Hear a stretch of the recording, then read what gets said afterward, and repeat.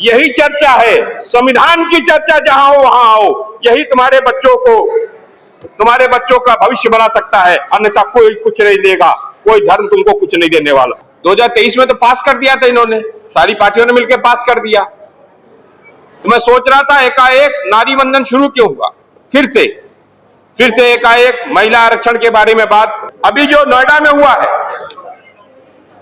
अगर आरक्षण होता तो महिलाएं पढ़ती, आरक्षण होता और उसमें एसटी, एससी, ओबीसी ही होंगे सबसे ज्यादा, जो खाना बनाने जा रहे हैं, जो कंपनियों में काम करने जा रहे हैं, और उनका डाटा निकालो तो उसमें एससी होगा, एसटी होगा, ओबीसी होगा। क्योंकि वो एससी है, एसटी है, ओबीसी है, गरीब है, तो सरकार और पुलिस उनको पीट रही है। ये संगी घूम घूम कर सभाएं लगाते हैं सुबह सुबह, अपने बच्चों को मत भेजना, हाथ उठाओ नहीं भेजोगे, हाथ उठाओ नहीं भेजोगे। जातिगत जनगणना हो रही है और जनगणना भी हो रही है, तो उसमें आर्थिक, राजनीतिक, शैक्षणिक डाटा आता।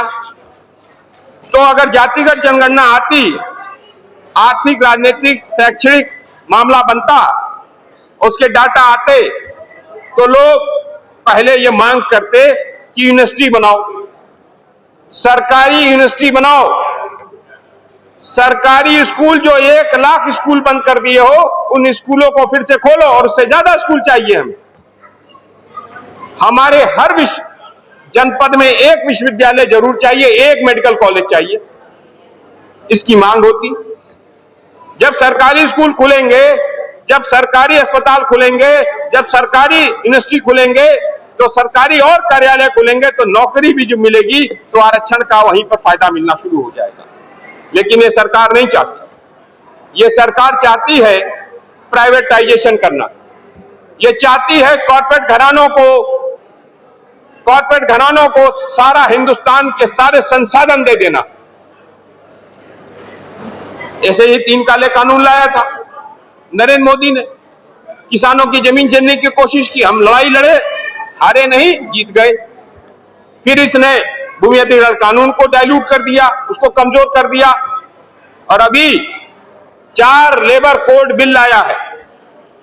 8 घंटे नौकरी का था कि 8 घंटे आपको नौकरी करा सकता है, इससे ज्यादा मालिक नहीं करा सकता, आप लेबर कोर्ट जा सकते हो, वो भी अधिकार छीन लिया है।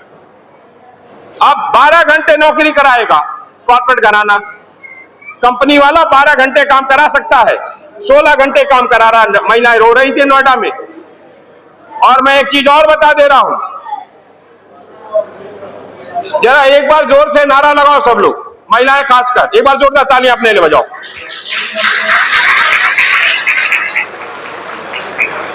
चलो, मुझे लगा मेरी बात पहुंची, चलो अब जरा शांत हो जाओ।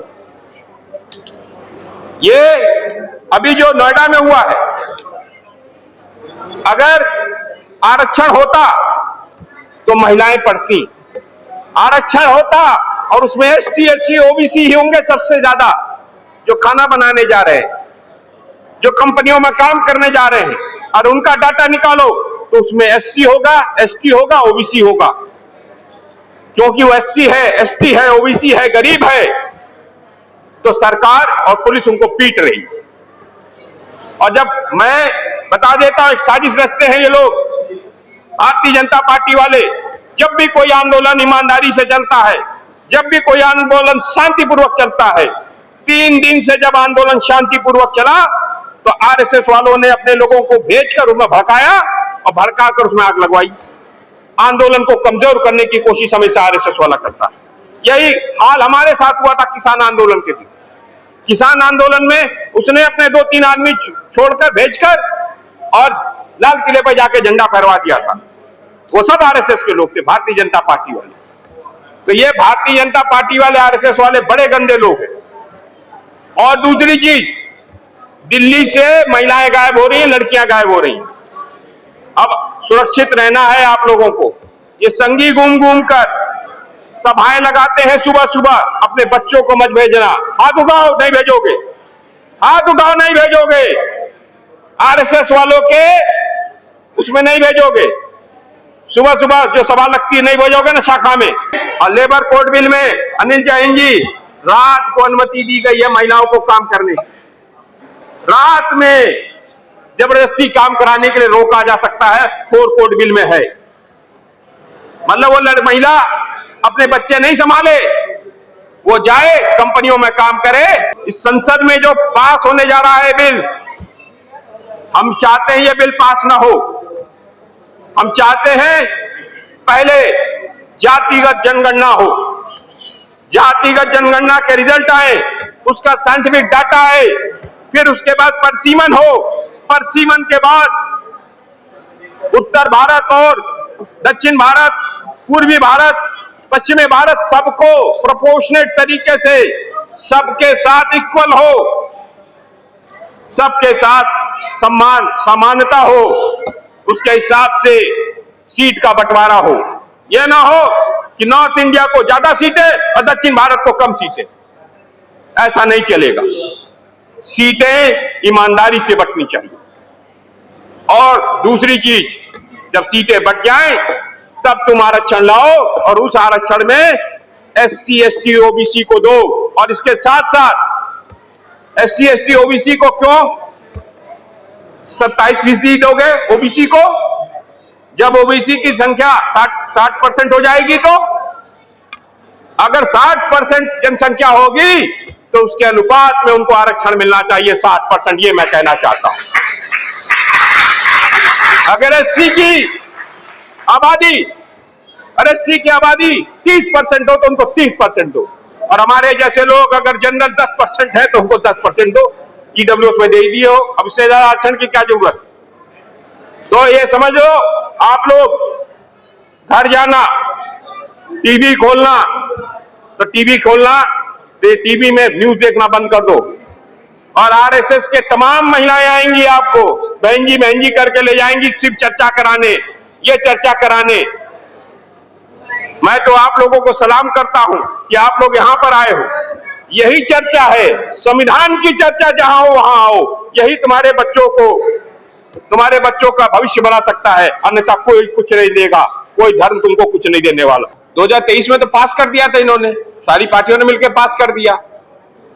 तो मैं सोच रहा था एकाएक नारी वंदन शुरू क्यों हुआ? फिर से एकाएक महिला आरक्षण के बारे में बात। जिस व्यक्ति का नाम एप्स्टीन फाइल में है, एप्स्टीन फाइल एक निकला है अमेरिका में, पता है? किसी को पता है? हाथ उठाओ, किसी को पता है अमेरिका में एप्स्टीन फाइल निकला है? महिलाओं को नहीं पता, एक को पता। आपसे ज्यादा अच्छा तो मेरा किसान है। अनिल जैन जी, मैं मुरादाबाद गया था। जो बात आप और हमको नहीं समझ है, हमारे किसान को समझ है। परप्राचा जी, उसने कहा नेताजी ये बताओ कोई अमेरिका में फाइल आई है? मैंने कहा हाँ फाइल आई है। मैंने कहा एप्स्टीन फाइल आई है? कहा, वो बोल नहीं पाया, एप्स्टीन कह नहीं पाया। कहा ऐसा है, हमारे यहां पश्चिमी उत्तर प्रदेश में से लेकर हरियाणा राजस्थान में जो पत्नी होती है उसको लुगाई कहते हैं।